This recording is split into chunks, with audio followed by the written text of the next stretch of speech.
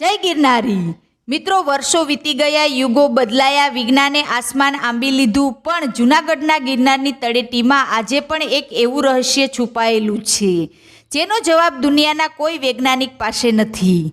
મહાશિવરાત્રિનો મેળો અને મધ્યરાત્રિએ મુરગી કુંડમાં થતું સ્નાન. કહેવાય છે કે આ કુંડમાં ડૂબકી લગાવ્યા પછી કેટલાય સિદ્ધ સાધુઓ ક્યારેય બહાર આવતા જ નથી. તેઓ ક્યાં ગાયબ થઈ જાય છે? શું આજે પણ ગિરનારમાં અશ્વત્થામા અને નવનાથ 84 સિદ્ધો અદ્રશ્ય સ્વરૂપે વિચરે છે?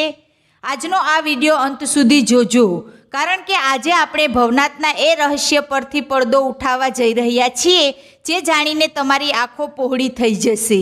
વિડીયોની શરૂઆત કરીએ તે પહેલાં જય ગિરનારી લખીને કોમેન્ટ જરૂર કરજો. મહાશિવરાત્રિ એટલે શિવ અને શક્તિના મિલનની રાત, પણ ગિરનારના ભવનાથમાં આ ઉત્સવ કંઈક અલગ જ હોય છે. અહીં 5 દિવસ સુધી ભજન, ભોજન અને ભક્તિનો ત્રિવેણી સંગમ રચાય છે. લાખોની મેદની વચ્ચે જ્યારે હજારોની સંખ્યામાં દિગંબર સાધુઓ નીકળે છે ત્યારે આખું વાતાવરણ શિવમય બની જાય છે. માન્યતા છે કે ગિરનારની ગુફાઓમાં હજારો વર્ષોથી તપસ્યા કરતા સંતો માત્ર આ દિવસોમાં જ ધજા ચડે ત્યારે બહાર આવે છે. મુરગી કુંડનું ઐતિહાસિક અને પૌરાણિક રહસ્ય. મિત્રો, હવે વાત કરીએ એ રહસ્યમય મુરગી કુંડની. પૌરાણિક કથાઓ મુજબ રાજા ભોજ જ્યારે મૃગલાનો પીછો કરતા અહીં આવ્યા હતા ત્યારે તે મૃગલું આ કુંડમાં પડતા જ મનુષ્ય બની ગયું હતું અને ત્યારથી આ કુંડનું નામ મુરગી કુંડ પડ્યું. શાસ્ત્રોમાં તો એમ પણ ઉલ્લેખ છે કે આ કુંડના તળિયે પાતાળનો માર્ગ જાય છે. પરંતુ સૌથી મોટું આશ્ચર્ય એ છે કે આ કુંડ ગમે તેટલો નાનો કેમ ન હોય, પણ મહાશિવરાત્રિની રાત્રે જ્યારે હજારો સાધુઓ એકસાથે આમાં ડૂબકી મારે છે ત્યારે પાણીનું સ્તર 1 ઇંચ પણ બહાર આવતું નથી કે નથી ઉભરાતું. વિજ્ઞાન અહીં આવીને થંભી જાય છે. શાહી સ્નાન અને સાધુઓનું ગાયબ થવું.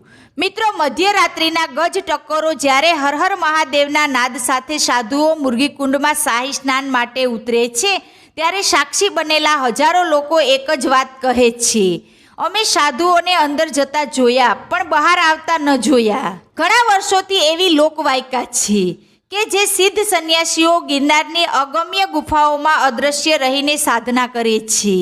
તેઓ શિવરાત્રિએ મહાદેવના સ્વાગત માટે અહીં આવે છે.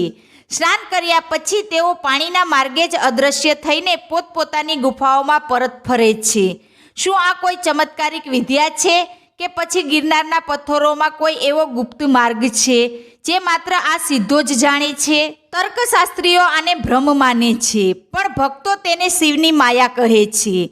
ઘણા એવા કિસ્સાઓ પણ નોંધાયા છે જેમાં કોઈ વ્યક્તિ સાધુની પાછળ ગયા હોય પણ થોડીક ક્ષણોમાં તે સાધુ હવામાં ઓગળી ગયા હોય તેમ ગાયબ થઈ ગયા હોય.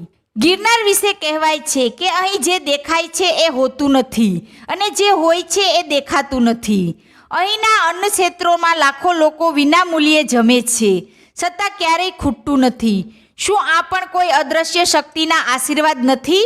મિત્રો, સત્ય ગમે તે હોય પણ ગિરનારની આ પવિત્ર ભૂમિ આજે પણ કરોડો લોકોની આસ્થાનું કેન્દ્ર છે. વિજ્ઞાન હજુ ઘણું શોધવાનું બાકી છે, પણ આપણી સંસ્કૃતિના આ રહસ્યો જ ભારતને મહાન બનાવે છે. જો તમે પણ ક્યારેય ભવનાથ ગયા હોય અથવા આવો કોઈ અનુભવ કર્યો હોય તો કોમેન્ટમાં જરૂર જણાવજો. અને હા, કોમેન્ટમાં જય ગિરનારી લખવાનું ભૂલતા નહીં.